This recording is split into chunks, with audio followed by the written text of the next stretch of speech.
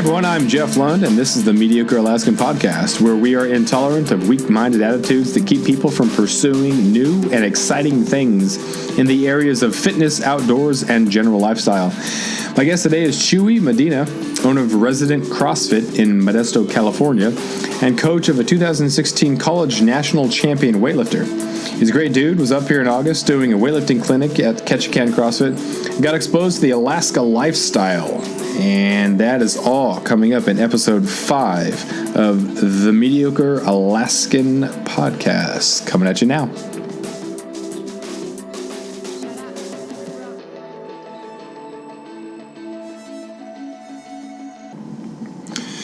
So, Chuy, got a first question. This is the Mediocre Alaskan Podcast, so I have to ask you Alaska questions. You were up here in August, put on a weightlifting clinic, did some hiking, fishing, and camping, and it's been a few months now. Do you have any withdrawals? Are you suffering at all because Alaska is no longer part of your life? I am, man. I think the biggest thing that I guess I would say I would miss about Alaska, and I guess in a sense I don't have here, is oblivion. The fact that, we just talked about it now, traffic and, all the things that we get caught up doing here and versus Alaska. It's completely different. I would say the biggest thing that I miss, and I became enamored with Alaska, and I have access to it here. It's fishing, but surprisingly, it's the hikes. Mount Mahoney. Mount Mahoney did a number on me. I've done Mount Whitney, I've done Half Dome, and a handful of other trails in Yosemite. But to me, Mahoney, there's something special about Mahoney. Compared to Yosemite, I think Yosemite in a way has kind of been commercialized. Everybody goes to Yosemite, right? Yeah. But versus Mahoney, it was just the four of us. I don't think we ran into anybody on the hike up, right? No, we saw goats, but we saw no people. Yeah, and then nobody. Yeah, so that was great. It was just us in Alaska in all of its glory. But I've never been on a hike so like physically demanding, where it felt like every step was either you're one step closer to the summit or you're one step closer to the precipice of death, or at least really, really injuring yourself, right? And alongside for that, all of Alaska's territorial furry friends, bears and mountain goats, and what other stuff is out? There's no snakes, so you don't have to worry about that. Yeah. But as cheesy and cliche as it sounds, I really do. I found a lot about myself in Alaska. With all those gnarly hikes. What was the first one we did? I can't think of the name. Dude Mountain. Went up Dude Mountain. That was the first day you guys got in. Dude, yeah. Which is a mild version of Mount Mahoney.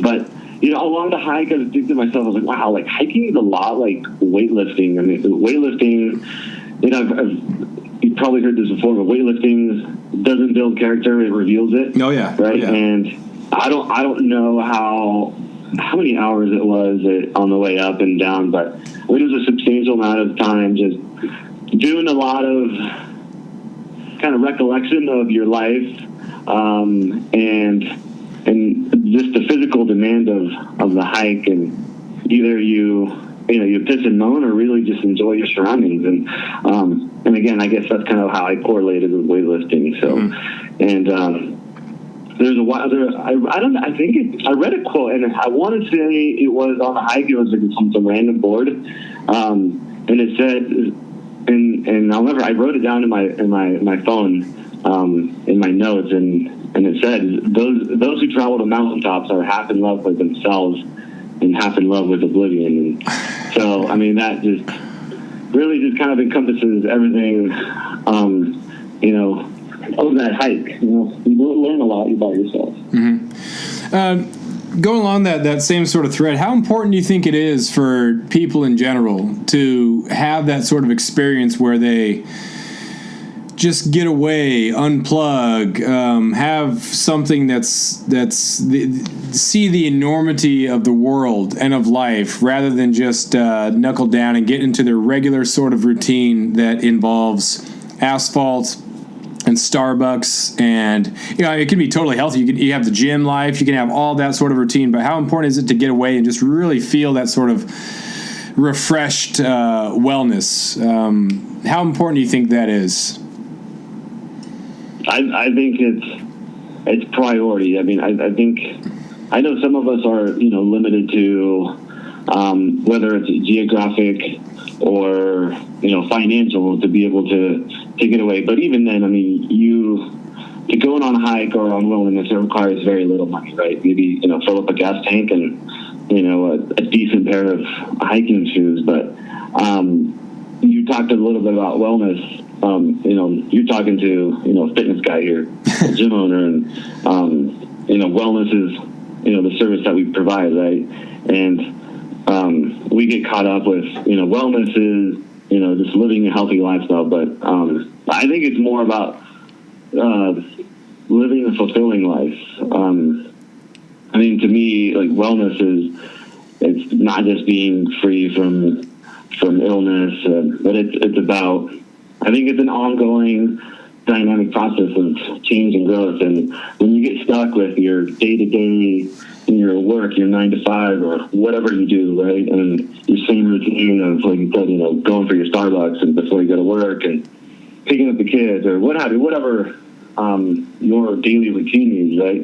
We forget about our surroundings and how beautiful nature is, and what nature does. I mean, I talked about it just now, right? Hiking up Mount Mahoney is really discovering what type of person you are, and maybe take a couple steps back, and maybe what would be doing there for that, right?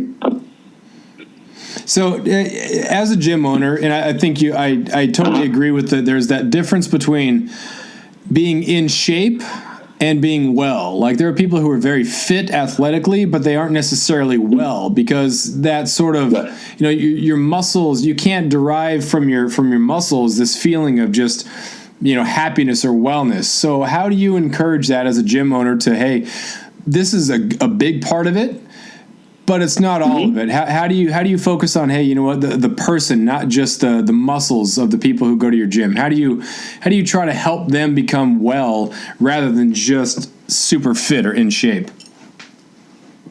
Yeah, that's good. I think only a handful of people have asked me this. So the name of the gym is Resident CrossFit, right? And then we have a weightlifting team. Within the gym is called Resident Barbell Club, and I think only a handful of people have asked me, like, what's the meaning behind Resident? Like, why Resident, right? And we on our website we have our manifesto, but our motto is find the one that occupies you, find your inner resident, right? And it really, what it boils down to is finding your alter ego, right? I mean, we want to foster at our gym to those that, obviously, everybody that walks into our doors, the main reason why they're there is they want to be healthy, right? I mean, they want to lose X amount of weight. They want to look good in a dress, or before getting married, whatever, right?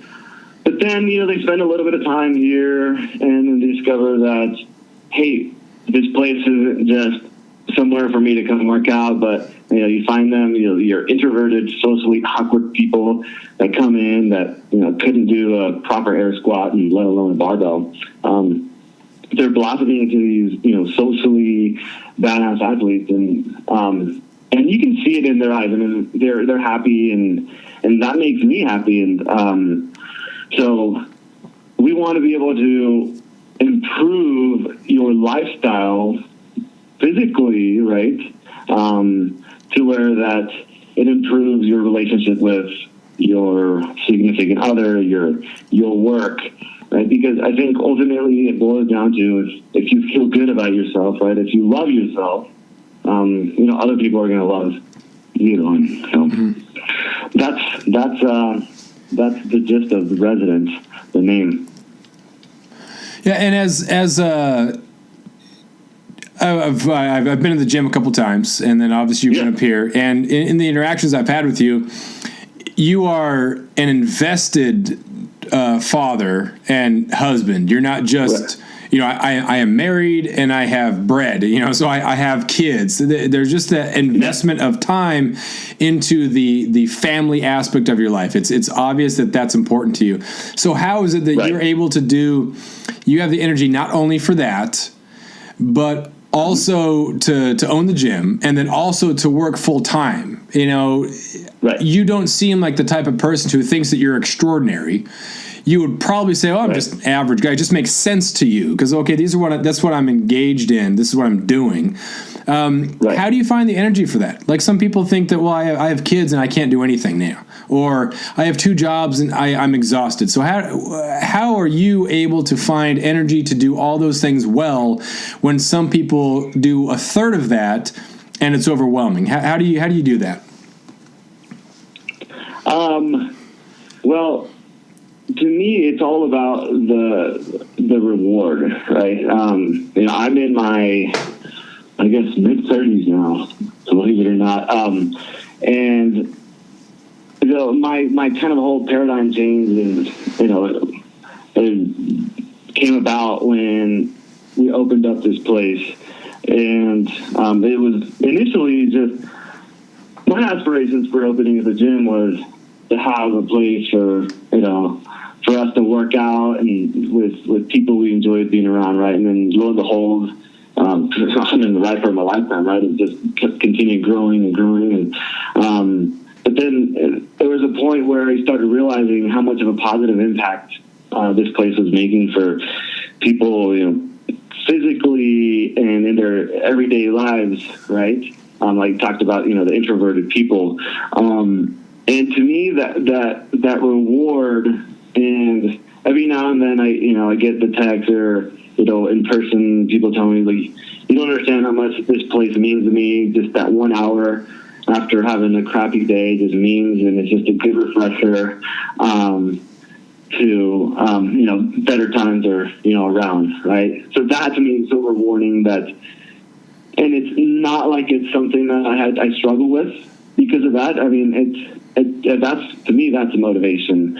And what's difficult at times, obviously it takes away from me being able to spend time with my family, but fortunately, it's a place where my family can hang out too and be around people that have the same common interests as just being better people. So yeah, that's the energy. I mean, to me, I find energy through motivation. Then that energy motivation, right, that you get, that becomes everything. Like that is the motivating factor for so many people. Do you see people who go to your gym who never thought they could be what they are? And for so long, they lied to themselves because I was just never meant to be strong. I was never meant to be a weightlifter. And they lie to themselves. And then when they finally do it, they're like, dude, I could have done this all along. But I was so busy making excuses for myself that I didn't. Yeah. After years of fine print contracts and getting ripped off by big wireless providers, if we've learned anything, it's that there's always a catch. So when I first heard that Mint Mobile offers premium wireless starting at just $15 a month, I thought, what's the catch? But after talking to them and using their service, it all made sense. There isn't one. Mint Mobile's secret sauce is that they're the first company to sell wireless service online only. They cut out the cost of retail stores and pass those sweet savings directly to you. For anyone who hates their phone bill, Mint Mobile offers premium wireless for just $15 a month. I was hesitant about having to get a new phone and a new phone number, but with Mint, you can use your own phone with any Mint Mobile plan and keep your same phone and your same phone number along with all of your existing contacts. Mint Mobile gives you the best rate whether you're buying for one or for a family, and at Mint, families start at 2 lines. All plans come with unlimited talk and text plus high-speed data delivered on the nation's largest 5G network. Switch to Mint Mobile and get premium wireless service starting at just $15 a month. To get your new wireless plan for just $15 a month and to get the plan shipped to your door for free, go to mintmobile.com/waypoint.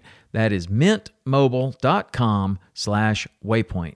Cut your wireless bill to $15 a month at mintmobile.com/waypoint. Yeah, I think part of it is the type of people that you surround yourself with, right? I mean, for us, I tell people every gym kind of has their own dynamic, right? Their own personality. And us is, we say it a lot, it's like, good vibes only, right? So it's very encouraging. Whereas, say, your standard commercialized Globo gym, right? Everybody's kind of locked in, headphones in, and there's no interaction. I think it's a society thing now, right? I mean, that's where we're trending, right? Yeah, and we're not offending people. It's such a disservice. It's such like, how can I remove obstacles as kids? Like you remove obstacles from kids when they're younger, and when they become adults, it's like, what's the easiest way that I can do this stuff and find? And it's just, you don't unleash everything just because. As a writer, I'm not going to be Bill Heavey or Hemingway or whatever. Doesn't mean I should stop writing. Just because I'm not going to be The Rock doesn't mean that I stop lifting weights. Just because I'm not going to be, Julie Fouché, I should not CrossFit. Like it's unbelievable how many people buy into that and use that as an escape route, and then other people validate it. Other people say, "Oh yeah, that's fine," and they don't push them out and say, "Hey, no, dude, you can do this." There's this quote by Albert Schweitzer that said, "The tragedy of life is what dies inside a man while he lives." I felt that was kind of a good quote, and it kind of goes along with what we're talking about there. The idea that, hey, I'm living, but not really. Mm-hmm. Right. What's kind of your current sort of thing that you read that motivated you? Is there a quote or something like that that's kind of getting you through? Well, one of my all-time favorites, I don't know if it's a quote, but it's just some of the best advice that I've received. And so my full-time job, I do sales, right? And when I first got out of college and I entered in my commercial insurance sales gig, my then manager at the time told me that there's only two things in life that you can control, right? There's your attitude and your activity, right? And it's really boils down to how you approach life. I mean, not just a sales job. I mean, you take that into everything that you do, right? So it's how you approach a crappy situation, right? But it's really all up to you, right? The attitude. And in that case, I mean, you either have a positive attitude or negative attitude. I always choose to be negative, right? And on the same token, it's what you do and don't do, right? Is what makes you either a better person or not, right? So that's, and I don't know. I guess that's his quote, right? I forgot his name now, but I mean that piece of advice stuck to me, and I share that to people, almost on a daily basis, as a coach, right? And then the other one is everything counts and it all matters. It's simple, it's simple as it sounds, right? But everything you do is so important. And again, I'm totally what I preach at the gym is, you talked a little about it, is don't be mediocre, right? I mean, I don't want people to come into our gym, and we do CrossFit competitions every now and then, and I want our members to look the most fluid, right? Have the best technique, because at the end of the day, it reflects on our coaching method, right? So everything counts and it all matters. So everything you do or don't do. Yeah, I like that. The technique and the process, and focusing on that. And like at first, you are going to be bad at things. Like you are going to suck at fishing the first time you do it. You're going to suck at CrossFit, Olympic lifts, all that stuff. You're going to be bad about it, and it's totally okay because you're engaged in it. It's better to be like okay at a bunch of different things than it is to not do things at all. If you're like you 8 out of 10 energy at work and 8 out of 10 at home, and that's it. Well, That's not a lot. Yeah. But if you're doing, right. You're okay at yoga, and you're okay with hunting, and you're okay with working out, and there's a lot more stuff than that. That average is a lot different. Like, and you are not, like, you're engaged in life on a level that's different than most other people. And I think, yeah, like I said, I mean, it's, wellness. I mean, wellness to me, it's, it's an ongoing process. It's not just your physical, health, well-being. It's a number of things. I mean, it's, financially, it's emotionally, your knowledge, right? Your intellect, and then to me, Alaska, the environment, right? I think, and I think they all correlate, right? In the sense that, to me, the root of it is being a healthy person, right? And obviously, you're talking to a fitness guy here, but if you're well physically, I think you're going to put a lot more effort into being a better person, when it comes to your finances, and wanting to learn more about whether it's, Greek philosophy or what have you, right? To continue to raise your level of knowledge, and then I always, you'd probably be the first to admit it too, right? When you go to do a workout, right? Don't you feel so much better about yourself, right? Oh, yeah. You feel like you're, right? You're a more positive person, right? And I think that's where the emotional part of it comes. So, it all ties down to, and again, I'm biased, right? Is being a healthy person, being active. Yeah. Well, I think that's the reinforcement of I like how I feel, and focusing on that. Exactly. Like after I work out, make myself go there. And that's kind of the different podcast I was listening to. This guy James Clear said, "Master the art of showing up." Like when you go, if you get there, you get to the gym and you work out, you're going to feel good afterwards. And really focusing on how you feel, and you're happy that you worked out. And then same thing with eating, your diet. I feel good. Right. I enjoy feeling good and sleeping well and being in shape, and really focusing on that. It makes a huge difference. As far as, you're a fitness guy and you own a gym, like people who are really trying to change their diet and how they work out, like what do you tell them? Because some people try to take on too much, right? It's like total life restart button. And they try to, they get MyFitnessPal, they get the apps, and they get all this stuff. They buy all this stuff, and they show up, and they try to do a 100% change of their lives. Right. What are the things that you tell them to focus on in order to be successful? Kevin up here, you met Kevin. He says that, when people ask him about diet, he says, the best diet is the one that you're going to stick to. Right. What are the type of things that you recommend to your people there as far as diet and as far as exercise?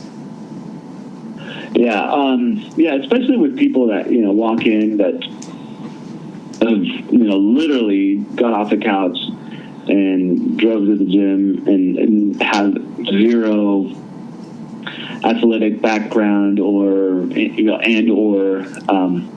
working out background, right? Everything in moderation. The beauty about CrossFit and any type of physical sport, there's always moderation, right? We start people that have zero experience with the most modified movement. Intensity is lower. As far as nutrition, that's great. Kevin hit it right on the button. It's, one that you're going to stick to. I've dabbled around with, the keto and, the low carb stuff. And I was vegan for 9 years. It wasn't because of a diet. It was just kind of a stage in my life where I really I've always loved animals. Right? So, and here I am, I'm fishing in Alaska. Yeah. 10 years later. But nutrition wise, for somebody that is a beginner, is eating whole foods. You know, I tell people when you walk through the grocery store, try to stick to the outside of the grocery store. That's where your greens are, your dairy products, and your meats, right? Everything in the middle is boxed and it's been processed. So to stick to, you know, as whole food as possible, you're going to see immediate positive impact in how you perform, how you recover, and then just mental clarity. I mean, speaking all the processed stuff that you get fed in a box. Yeah. It's amazing. Keep it simple. Yeah. In Alaska, like there's still a lot of people who shop in those middle sections. Like you're in Alaska, and the bounty here, you know, go hunt your deer, you know, go pick sea asparagus and pick berries and this and that. And there's a lot of people who don't. And shoot, I don't pick berries. I know I love sea asparagus, but I don't pick it. But you know, as far as like the getting my own meat. However, whatever those little those freeze-dried bags or whatever we had on Mahoney and that, and you boiled the water. That was phenomenal. They're good, yeah. You know, after 5 hours of hiking. Yeah, you go 5-hour hike, man. Then the Mountain House chili, and you know that stuff is really good. It's really good. That's what it was. Yeah, great. Yeah. Well, that's the funny. You kind of feel like you earned it, you know. So okay, I just went on this hike, and it's a pretty tough hike, and we did it pretty quick. So some chili mac that's been freeze dried that has an expiration date of 2030. We're gonna be okay because I'm gonna do a little bit of exercise, but well earned, and that's right. In Pendleton, right? But hey, hey, you know what? You got to get up there, and there's nothing wrong with celebrating. You know, there's nothing wrong with, as you said, in moderation.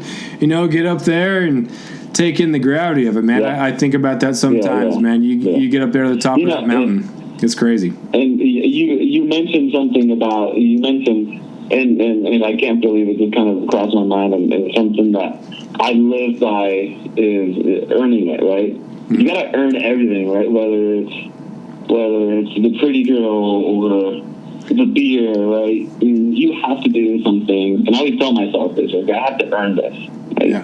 Whether it's a cheat meal or whatever, right? And I try to take that approach with everything I do in life. And, you know, something, I have two girls, right? One of them is 4 years old. The other one's 4 months old, but she obviously has no cognitive thinking. Yeah. But my 4-year-old, right, my parenting style is you gotta earn it. Right? You gotta show me that you did something to actually earn it. So. And I think now, today's youth, I mean, they feel so entitled, right? And that's my biggest frustration is, I guess I'm on the borderline or on the cusp of being a millennial. I was born in '83, and but by all means, I do not consider myself and lump myself into that category. Yeah. Well, that's huge, you know, in as far as like, you know, lifestyle, diet and this and that, like, if you feel like you're depriving yourself of things when you're trying to eat well, then you almost resent the diet. Like, hey, you know, I worked hard. So you know what? Absolutely. I you know what, today, it's been a great week. I've dominated. I'm going to go some Fritos and chili, you know, and like, hey, because I've earned it, you know, like, and then a little bit of ice cream here. You know, but I absolutely agree. It's like I can go to the store and I can just buy ice cream and eat it, or I can buy Fritos and hot dogs and like have that as my meal. But you know what? Hey, I enjoy earning it. I enjoy putting forth the effort, and that's not a big thing. I'm not a super health nut. I'm not a whatever. I just have trained myself to enjoy feeling good after I work out and diet, and I think it's much more obtainable than I think people give it credit for. You know, you don't have to be some sort of super athletic workout, you know, diet guru. You know, I think that is absolutely obtainable for the vast majority of people if they want it, you know. Unless you're a bodybuilder, right, that perform on a stage, or you want to have the ripped abs, right? And you know, if you're the type of person that, you know, I just want to recover. I just want to feel better about myself. You know, I think you'll be at peace with yourself, with that mentality, right? Yeah. Well, and I think that's a huge thing right there. And, if we're going to define, I'm not going to be a bodybuilder, you're not going to be a bodybuilder, but being at peace. And, like that sort of, if in the big scheme of things, if you look at every American, I would definitely fall into average in pretty much every category, but being at peace with the fact that, hey, you know what, I feel good about it. I feel in shape. There's not a mountain I couldn't climb. I'm gonna, it's gonna hurt, but I can do whatever I want physically, and I'm eating well, and I'm at peace with that. And I think that's something that is missing. Yep.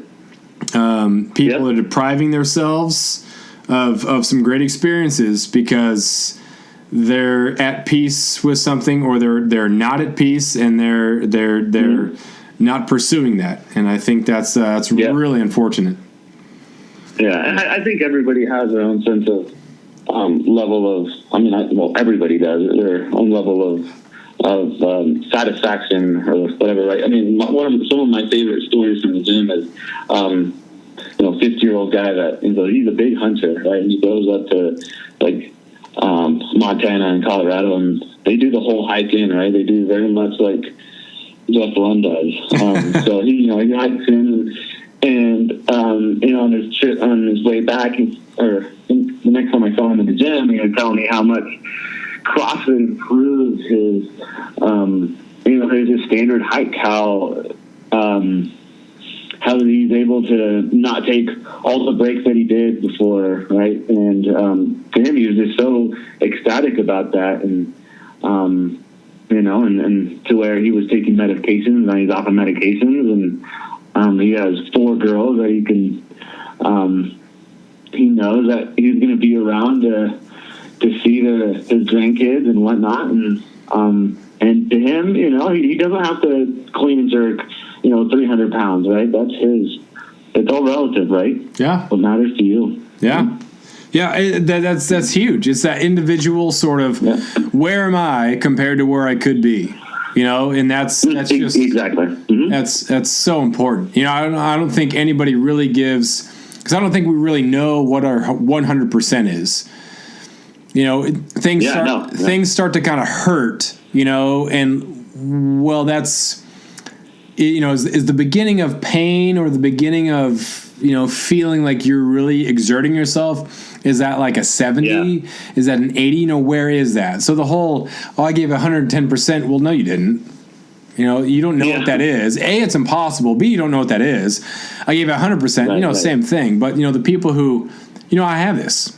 I got a little bit more. If you were to go up a mountain and you thought it was the top, and there was a big buck at the top, oh no, I can't go up there because there's if it's cliffy and it's dangerous, then that's one thing. But you look at athletes, and they finish a game. Oh, I gave 100%. Well, what if the game went to overtime? Oh no, 100%'s gone. I don't have room for overtime. No, you're going to go to overtime. If there's a second overtime, you're gonna go to a second overtime. And so what you thought was everything, emptying the tank is the big old cliched term. Well, no, like if it went to 4 overtimes, you would do it. If there was 5, you would do it. So there's so much more that we have that we don't even know about. Sure. And that's not even the extraordinary athlete. That's just us. Yeah. That's just, we're all descended from people who were survivors who had to do these things, and it's encouraging. It's really exciting to know that you're capable of more than you think. So. Absolutely, yeah. I love that. I mean, I think we all have, and whether we know it or not, we have some level of reserves, whether it's physical or emotionally, and it's all up to, it boils down to what I said. It's what your activity is, what your attitude is, right, towards how you approach things, and that's what I love about your guys' brand is, live mentally tough, right? I mean, it's simple, but I think we all should take that approach in life is to live mentally tough, right? Because like you said, I don't think we all know what we're fully capable of, right? We're just scratching the surface. Yeah. It's all in your attitude, man. Yeah. Well, I think about you, and you recently had your second child. Yeah. I'm sure things felt really busy with one, right? I got the gym, I've got work, I've got wife, I've got child number one, and you have child number two. But you find a way to make sure that that my daughter has everything that she needs. It's not, oh well, I'm maxed out, I can't give you attention, I'm sorry, because I was maxed out. And that's crazy. It's a totally ridiculous hypothetical, but it just shows that I got this. So. Yeah, I mean, if it means waking up 2 hours earlier to do programming for the week and doing like administrative stuff and for the gym and for work, I mean, I'll do what it takes, man. Well, we'll call that the perfect end for episode 5. Again, thanks to Chuy for being on the show for sure. If you are in the Modesto, Manteca, Ripon area of California, then go check out Resident CrossFit for sure. Online, make sure you check out the mediocrealaskan.com for podcast archives as well as other content from Ketchikan, Alaska. My hunting, fishing, and camping, hiking, whatever adventures and misadventures for sure. While you're at it, you're on the line, open up another tab and look at lmtlifestyle.com, a business that I started with two of my good friends here from Ketchikan, Alaska. Live mentally tough. The lifestyle of making sure that you're getting what you want from life and you have the steeled mind it takes to make sure that you are not just getting by, but you are extracting the most from life possible. So check that out, and we will talk to you next time.